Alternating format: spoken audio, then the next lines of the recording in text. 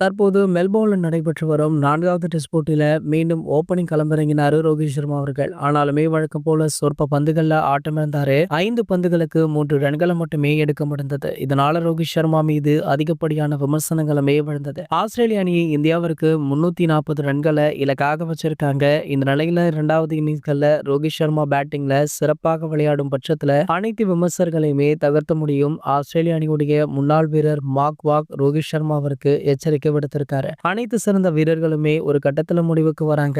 நான் மட்டும் இந்திய தேர்வாளராக இருந்தால் ரோஹித் சர்மாவிற்கு தன்னை நிரூபிக்க ஒரு கடைசி வாய்ப்பை கொடுப்பேன். அதிலுமே தோல்வி அடைந்தால் அடுத்த போட்டியில ஜஸ்பிரீத் பும்ராவை கேப்டனாக நியமிப்பேன் அப்படின்னு தெரிவிச்சிருந்தாரு. நான் இப்போது இந்திய அணியுடைய தேர்வாளராக இருந்தால் 2வது இன்னிங்ஸ்ல என்ன நடக்கும் அப்படின்றத பொறுத்து முடிவெடுப்பேன். அங்கும் ரன்களை ரோஹித் அவர்கள் அடிக்கல அப்படின்னா ரோஹித் உங்க சேவைக்கு நன்றி அப்படின்னு பெஞ்சில உட்கார வைப்பேன் அப்படின்ற மாதிரி பேசியிருக்காரு. சோ இவர் பேசியதை தான் பல ரசிகர்களுமே சோஷியல் மீடியாக்களை தொடர்ந்து பதிவிட்டு இருக்காங்க. சோ ரோஹித் சர்மா அவர்கள் தொடர்ந்து ரொம்பவே மோசமாக விளையாடிட்டு இருக்காரு. ஆகையால இந்த பார்டர் கவாஸ்கர் டிராஃபியுடன் ரோஹித் அவர்கள் ஓய்வு அறிவிப்பாரா அப்படின்ற ஒரு கேள்வியுமே எழுந்திருக்கு. பொறுத்திருந்து பார்க்கலாம் என்ன நடக்குது அப்படின்றத.